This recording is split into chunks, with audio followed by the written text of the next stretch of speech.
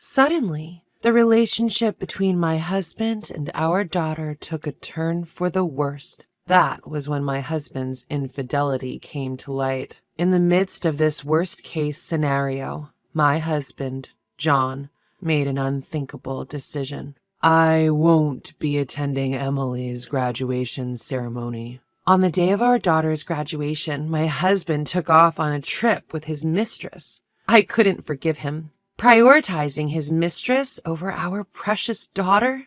Unbelievable! My name is Lily. I'm 37 years old. My husband and I have been married for 10 years, but our relationship is a bit complicated. We have a daughter, Emily, who is not biologically related to me. Emily is my husband's daughter from his previous marriage. She was only 5 years old when we got married. Before we got married, while I still prioritized work, John proposed an idea. How about you become a stay-at-home mom once we're married? A stay-at-home mom? I travel a lot for work, right? Emily is still young, and so I've been leaving her with my parents, but after we get married, you'll be her mom, so I'd rather not rely on my parents too much. That makes sense. Your parents are getting older. That's why I want you to become a stay-at-home mom and take care of Emily. I see. Okay, I understand. As per his request, I resigned from the company I've been working for. Upon getting married, I became a full-time mother. It's not that I wasn't anxious about becoming a mother. After all, my husband's previous marriage ended because of his ex-wife's infidelity. I was worried about how young Emily would perceive me. However, despite my worries, Emily's friendly nature allowed us to bond quickly. Honey, let's draw together. Really?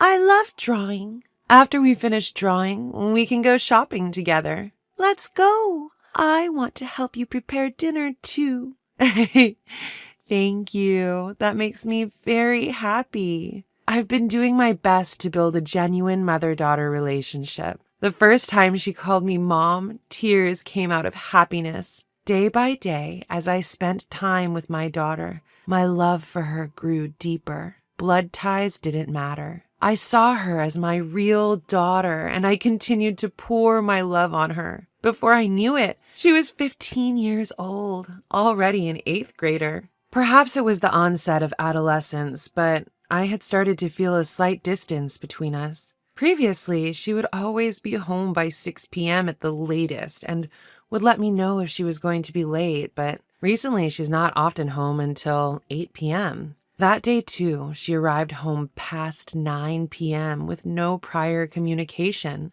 Welcome home. You came home late, didn't you? Dinner is ready. I'm back. Is Dad coming home late again today? Seems like another day of working late. Come on, let's go ahead and have dinner. Okay. Just then, Emily murmured, You know. What's wrong? Well, you see. Yes? Never mind. It's nothing. Upon saying this, Emily went quiet. What just happened? She was definitely about to say something, wasn't she? Why did she stop midway? While I was concerned about her attitude, I knew it was a challenging age for her. I decided not to interrogate her, but to wait for her to talk to me voluntarily. Then, one day, when I got back from shopping, I found my husband at home earlier than usual. Furthermore, he was having a heated argument with Emily. I quickly intervened between the two. John, why are you raising your voice so much? Calm down. Lily, what happened? You've never shouted at Emily like this before. My husband awkwardly looked away and muttered, It's nothing. It can't be nothing. Is it about school choices? If so, why don't the three of us discuss it together? I said it's nothing. You're being too persistent. Just leave it. I'm going to take a shower. Wait a second. He quickly left the living room. Feeling the awkward atmosphere, I couldn't help but ask Emily, what happened? Nothing. Nothing? It's nothing. Emily, please talk to me. Something must have happened for it to escalate to a fight, right? Just leave me alone. It's none of your business. Wait. Despite my calls, Emily retreated to her room and didn't come out for dinner. From that day on, Emily's behavior changed dramatically. She spent a lot of time in her room and barely spoke to me or her father. While I knew I had to do something, I didn't know how to approach the situation. As I waited for things to cool down, I decided to have a conversation about it with my husband. It's about Emily. Don't talk to me about her. What? Wait, what are you saying? It's about that fight from the other day, isn't it? I've decided I'll only be involved with her at the bare minimum as a parent. What? Don't be so irresponsible. Emily must be struggling with something. I don't care. She rebelled against me. What's that supposed to mean? Despite my repeated inquiries, he refused to explain why they had argued. Eventually, my husband made a statement that made me question my own ears. I won't attend Emily's graduation ceremony. What? Wait a minute. A middle school graduation ceremony is a once-in-a-lifetime event? I don't care. I've decided not to go, so you go alone. No way. No matter how much I tried to persuade him, he refused to listen. I tried to invite him multiple times after, but he remained adamant about not going, consistently refusing. It's her graduation ceremony, for goodness sake. I don't want to upset Emily. I have to somehow convince him to attend. As I was waiting for the right moment to bring up the conversation again, something happened. While cleaning my husband's room as usual, I found an envelope wedged in a gap in his bookshelf. When I opened the envelope, I found 2 round-trip tickets for a train to Chicago. Why were there 2 of the same tickets? If it were a business trip, he wouldn't need 2, would he? That's when I realized. The departure date printed on the ticket was the same day as Emily's graduation. I had a bad feeling about this. I immediately hired a private investigator to confirm my suspicions. A few days later, my fears were confirmed. It was revealed that my husband had been having an affair behind my back. The investigator laid out a series of photographic pieces of evidence and calmly explained the findings. Well, it appears your husband is indeed having an affair. The other woman seems to be a junior colleague from his company. I see. I never noticed because he's been working late and traveling a lot for work. I hate to break it to you, but during our investigation period, not once did he work late. Every day he was either at the woman's house or out dining with her. I see. It seems he's planning to take a week's trip to Chicago with this woman. At that moment, both trust and affection for my husband vanished into thin air. I couldn't believe it. Not only was he having an affair while having a family, but he was also planning a trip with his mistress on our daughter's graduation day? I absolutely can't forgive this behavior. When I got home, I started looking for a new place to live so I would be ready to leave at any moment. I also made the decision to return to the job I'd once quit.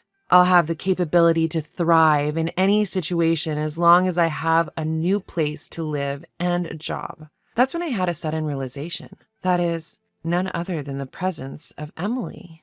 To be honest, I think of her as my real daughter and I love her from the bottom of my heart. Even if I were to get a divorce, I want to keep custody of her. But would she choose to stay with me, a non-biological mother? Wouldn't it be best for her to be with her father, who she has been with since she was born? Given the recent infidelity of my husband, I had become pessimistic about everything at this time. I had no confidence that she would choose me. At worst, I had to prepare myself for living alone. Since then, I have decided to cherish the time I had left with my daughter. On my days off, I invited her to go shopping, went to cafes together. Even if I get a divorce and we get separated, I'll make sure to hold on to the memories of these days. I engraved the joyful moments with her into my heart. While eating out together, I decided to casually bring up the topic of her graduation ceremony. Your dad said he can't make it to your graduation ceremony. Oh, really?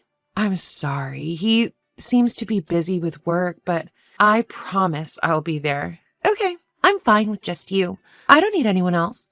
As expected, Emily's reaction was rather indifferent. Seeing my own daughter like this, I couldn't help but feel indescribable emotions. Graduation day has arrived. When I woke up in the morning, my husband was already gone. I guess he went on a trip with that mistress. Of course, I attended the graduation ceremony alone. As I watched my daughter receive her diploma, tears welled up in my eyes. She was so small when we first met. I don't want to let her go. My feelings were growing stronger, but I kept telling myself, it's time for me to decide, and forcibly suppressed my emotions. After the graduation ceremony ended smoothly, we returned home. Before my husband comes home, I'll tell Emily everything and leave the house. I had decided that, but when it came to it, I couldn't bring myself to start the conversation. As I hesitated for a moment, my daughter spoke up. Hey, Mom, even if we're not biologically related, you're still my mom, right? What? Despite being taken aback by her words, I confidently responded, What are you saying? Of course I am. I'm always going to be your mom. Yeah, I thought so. I'm glad to hear that. The moment I saw her smiling warmly, my heart instantly felt lighter. Now's the time. With that thought, I made up my mind and decided to open up and share everything. Emily, I'm thinking of divorcing your father. Yeah, I think that's a good idea. What? I was surprised at how easily she accepted the idea of divorce. Are you okay with it?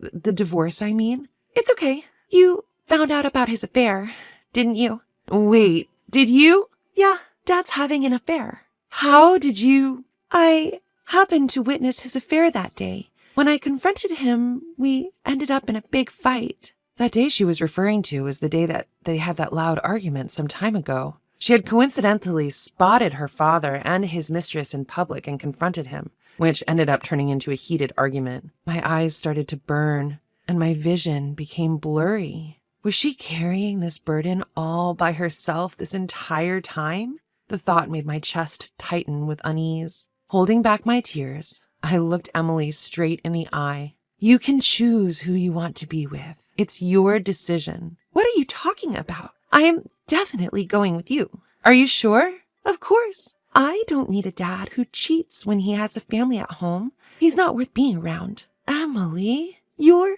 my only family. I tightly embraced her. That's how it was decided that I would take her in.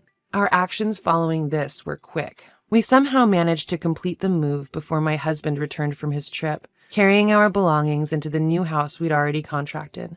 Since I had everything planned ahead, the process ended up being quicker than I expected. 1 week later.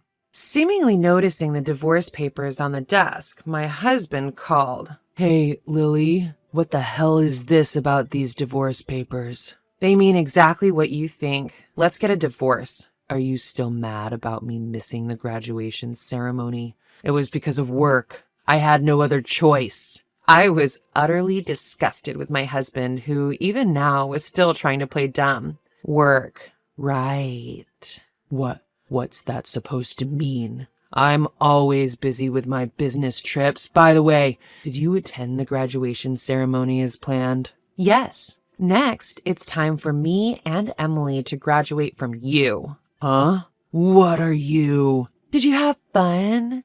Your trip with your junior colleague? Mary, was it?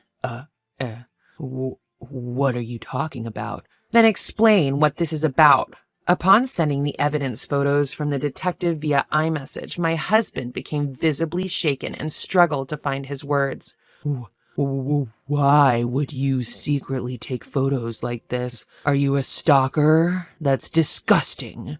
Getting involved with women at work is far more disgusting. What? It's your fault for being unattractive as a woman. What? You're trying to say it's my fault? You've been lazing around all day doing nothing. Is your only accomplishment hiring a detective to gather evidence behind my back? Where am I supposed to find desire for a woman like that? Wasn't it you who asked me to be a stay-at-home mom when we got married? I didn't expect you to become such an ugly pig. It's my one miscalculation. Ugh, what a mistake. I vented my rage at him without holding back. By the way, make sure to submit those divorce papers, all right? Oh, and I'll be properly claiming alimony as well as child support, so be prepared for that. Wait a minute. Emily is my child. Are you planning to take her without my permission? Yes, Emily made her own decision. She wants to be with me, not you. No way. I'm the one who shares blood with Emily. There's no way she'd choose a stranger like you. The moment I heard those words, my patience snapped. Huh? Who's talking? Who decided to go on a trip with a mistress instead of attending his dear daughter's graduation ceremony? You should be embarrassed. You. How dare you go that far? Being married to someone like you is nothing but a dark chapter of my life. Our marriage is over. Emily and I are going to live together, never show up in front of us again. My daughter gently rubs my back, giving me strength after my impassioned outburst. She then snatches the phone to speak her piece to her father. Hello, Dad? Emily, what the hell are you? From now on, I'll live with Mom. Don't bother us again. You? Who do you think you're talking to? I'm your only biological family, you know. Then she coldly retorts, Family? You betrayed me and Mom, and you call that family? Don't make me laugh. Blood ties mean nothing. I have decided to believe in my mom, who truly loves me. You're the lowest of the low. Having affairs while being married? Disgusting. You're no longer a father in my eyes. With that, she hung up the phone. With a deep sigh of relief, she stretched her body wide and beamed with a smile of pure joy. Seeing her like this somehow lightened my heart, too. With sufficient evidence of his infidelity, I was able to quickly divorce him. Emily strongly wished for me to have her custody, and so I did. Through a lawyer, I demanded compensation from his mistress and also made sure he paid alimony in addition to that. Chan's mistress was outraged at being sued and immediately broke up with him. Moreover, as she spread the story of their breakup at work, his reputation plummeted. News of his affair and abandonment by his daughter quickly spread throughout the company.